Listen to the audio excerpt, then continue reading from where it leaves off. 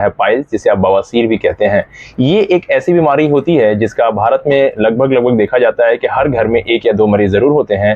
खास करके जो बुजुर्ग अवस्था होती है, यानी 45-50 साल के बाद के जो लोग होते हैं, उनको ये समस्या जरूर होती है। और आजकल तो देखा गया है कि यंग एज में जो बच्चे हैं, जो युवा वर्ग है, खान पान जीवन शैली ऐसी अस्त व्यस्त हो गई है जिसमें ये समस्या बिल्कुल अमूमन पाया जाता है। तो आइए हम बात करते हैं कि पाइल्स क्या होता है, इसका कैसे इलाज हो सकता है और इससे कैसे बचाव किया जा सकता है, क्या इसका जड़ से होम्योपैथी दवा लेने से ठीक किया जा सकता है। पाइल्स का सबसे पहले हम समझते हैं कितने टाइप्स के होते हैं और ये क्या होता है। पाइल्स का सीधी आम भाषा में हम समझें तो अब जब मल त्याग करने जाते हैं तो वहाँ पे एक बहुत ही चुभन सा दर्द होता है, वहाँ पे एक अजीब सी खुजली सा दर्द होता है और दर्द बहुत ही असहनीय होता है। ऐसा लगता है कि कोई कुछ पिंच कर रहा है, कुछ खुजलाहट सी होती है और वो दर्द बहुत तनाव, बहुत कसा भरा होता है और ये दर्द असहनीय होता है। आपको बैठने में, उठने में, चलने में बहुत ही अतिम दर्द होता है। तो ये पाइल्स तो सबसे पहले लक्षण होते हैं। आप अगर मल त्याग करने जाते हैं तो आपको बहुत कड़ापन महसूस होता है, बहुत ऐसा लगता है स्टूल ठीक से पास नहीं हो रहा है और आपके रेक्टम यानी कि जो मल त्यागने का द्वार होता है वहां पे बहुत दर्द महसूस होता है। आपको कई बार ब्लीडिंग यानी कि खून भी निकलता है और इस समस्या को आप बहुत ग्रसित रहते हैं, बहुत परेशान रहते हैं। सबसे पहले समझते हैं पाइल्स कितने टाइप के होते हैं। जो टाइप होता है उसमें आपको एक मस्सा टाइप का बना होता है, यानी कि एक ऐसा लगता है उभार है, मस्सा है। एक्चुअली वो मस्सा होता नहीं है, लेकिन फिर भी आम भाषा में जो मरीज होते हैं उसको मस्सा ही कहते हैं। और दूसरा जो होता है उसमें बहुत असहनीय दर्द होता है। और तीसरा जो होता है उसमें खूनी बोलते हैं, जिसमें बहुत सारा खून निकलता है। जब आप मल त्याग करने जाते हैं तो बहुत कड़ापन रहता है, बहुत खून निकलता है।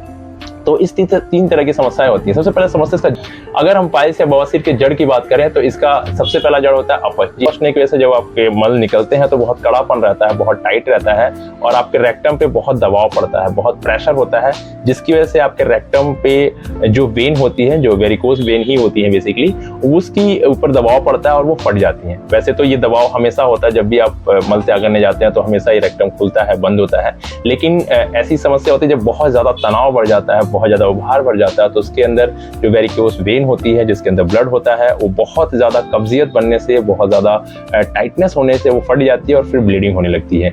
और कुछ समय के बाद ये भी देखा जाता है कि एक मस्सा टाइप का उभरा होता है, जिसे आम भाषा में लोग मस्सा बोलते हैं, पेशेंट भी बोलता है, लेकिन ऐसा नहीं होता, वो मस्सा नहीं होता है। बेसिकली वो वहाँ पे वो जो वेन होती है, उस वेन की स्वेलिंग होती है, वो कोई मस्सा नहीं होता है और वो धीरे धीरे करके वो बड़ा रूप ले लेता है। ऐसा महसूस होता है कि वहाँ पे कुछ मस्सा सा निकला हुआ है, कई बार बाहर की तरफ, कई बार अंदर की तरफ भी ये होता है। इसमें सबसे ज्यादा तकलीफ मरीज को जो होती है, जब वो मल त्याग करने जाता है तो उसको बहुत समस्या होती है, बहुत दबाव लगाता है, बहुत ताकत लगाता है, बहुत प्रेशर लगाने का प्रयास करता है, लेकिन आपको ये बिल्कुल भी नहीं करना है। ऐसा करने से आपकी समस्या और गंभीर हो जाएगी। और दूसरा सबसे ज्यादा परेशान अपने दर्द को लेकर होता है, उससे असहनीय दर्द होता है, चुभन के साथ होता है, एक ईचिंग के साथ होता है और एक खुजलाहट भरा दर्द होता है। ऐसा लगता है कांच का टुकड़ा चुभाया जा रहा है। तो जो वेरिकोज वेन होता है, जिसमें खिंचाव और तनाव बन जाता है, जो फट करके ब्लीडिंग होती है, ये बेसिकली उभार होता है। वो ऊपर की परत जो होती है वहां से खिंचाव बनता है, जिसकी वजह से समस्या बनी रहती है। आइए हम बात करते हैं होम्योपैथिक दवा का कि लेकर के इसको कैसे ठीक किया जा सकता है और कुछ बचाव कुछ अपने जीवन शैली में परिवर्तित करके हम इससे कैसे राहत पा सकते हैं और इसको कैसे जड़ से ठीक कर सकते हैं। सबसे पहली बात, जो कि पाइल्स या बवासीर की जो जड़ होती है वो अपच होती है, यानी खाना आपका ठीक से नहीं पचता। तो सबसे पहले अपने खाने पीने पे ध्यान दें, अपने जीवन शैली पे ध्यान दें। आप बहुत ही ऑयली या बहुत चिकनाहट वाला खाना ना खाएं, बहुत कड़ा खाना ना खाएं और खाना अच्छे से चबा के खाएं। तरल पदार्थ का सेवन ज्यादा करें ताकि आपका मल अच्छे से स्मूथली निकल पाए। क्योंकि होता क्या है कि जब आपका खाना ठीक से पचता नहीं है तो कब्जियत की शिकायत होती है और उस कब्जियत की शिकायत के होने की वजह से आपके ऊपर दबाव पड़ता है और वो फिर नसों में उभार आता है और वो पाइल्स या बवासीर का रूप ले लेता है। तो इससे बचने का सबसे अच्छा तरीका तो यही है कि अपने खान पान और अपने जीवन शैली में सुधार रखें। दूसरा सबसे अच्छी चीज होती है कि आप फाइबर का यूज ज्यादा से ज्यादा करें, क्योंकि फाइबर्स का यूज ज्यादा करेंगे तो उससे आपका इंटेस्टाइन पूरी तरह से क्लीन होगा और क्लीननेस के साथ आपका मल बहुत स्मूथली बाहर हो जाएगा। आप मल त्याग करने जा रहे हैं, आपको ब्लीडिंग होती है, बहुत खून निकलता है, ऐसा लगता है कि स्टूल यानी कि जो आपके मल से पहले बहुत खून निकल जाता है, उसके बाद भी खून टपकता रहता है, दबाव के साथ ऐसा लगता है कुछ फट के थैली से खून बाहर हो रहा है। इस तरह की अगर आप समस्या से जूझ रहे हैं तो इसके लिए 4 होम्योपैथिक दवाई बहुत अच्छी होती है जो आपकी ब्लीडिंग यानी खून बहने को रोकने के लिए। तो सबसे पहले अच्छी दवा होती है हेमामेलिस। जी हाँ, हेमामेलिस का मदर टिंचर क्यू फॉर्म में आप ले सकते हैं। दूसरी सबसे अच्छी दवा होती है कोलेंसोनिया और तीसरी सबसे अच्छी दवा होती है एस्कुलस और चौथी सबसे अच्छी दवा होती है पीनिया।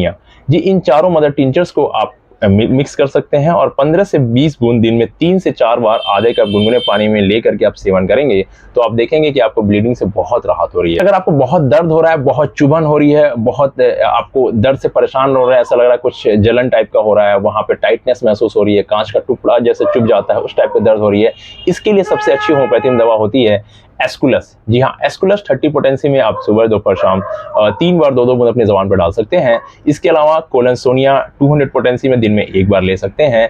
और अगर आपको कुछ कटा-कटा दर्द महसूस हो रहा है तो उसमें आप रतनिया का सेवन कर सकते हैं। रतनिया 200 में सुबह शाम 2-2 बूंद ले सकते हैं। साथ ही में अगर आपका स्टूल निकलने में टुकड़ों में स्टूल निकल रहा है, फैलाव हो रहा है और ब्लैकिश टाइप का निकल रहा है तो उसके लिए आप एलोज 200 में सुबह दोपहर शाम ले सकते हैं। तो इन दवाइयों का सेवन करके आप अपने बवासीर या पाइल्स की समस्या को जड़ से ठीक कर सकते हैं। साथ ही साथ आप ध्यान रखें कि इसकी जड़ जो है वो है आपकी पाचन क्रिया, आपकी खान पान। तो अपने खान पान में जरूर सुधार रखें और अपनी डे टू डे लाइफ में कोशिश करें कि आप एक पौष्टिक आहार लें, फाइबर युक्त खाना लें जिसमें बहुत ऑयली तेल मसालों का सेवन ना रहे, क्योंकि तेल मसाले मिर्च से भी बहुत समस्या गंभीर हो जाती है, बढ़ जाती है। तो इसका आप ध्यान रखें। और ग्रोथ यानी कि जो मस्से ज़्यादा बड़े हुए तो इसको हटाने की सबसे अच्छी दवा बायोकेमिक में 17 नंबर आती है, उसको आप 4-4 गोली सुबह दोपहर शाम ले सकते हैं। साथ ही साथ अगर आप कैलकेरिया फ्लोर 6x में 4-4 गोली सुबह दोपहर शाम लेते हैं तो ये भी बहुत अच्छा काम करती है, उभरे हुए मस्से को गलाने में, उसको हटाने में बहुत अच्छा काम करती है। तो इन दवाइयों का आप सेवन अवश्य करें।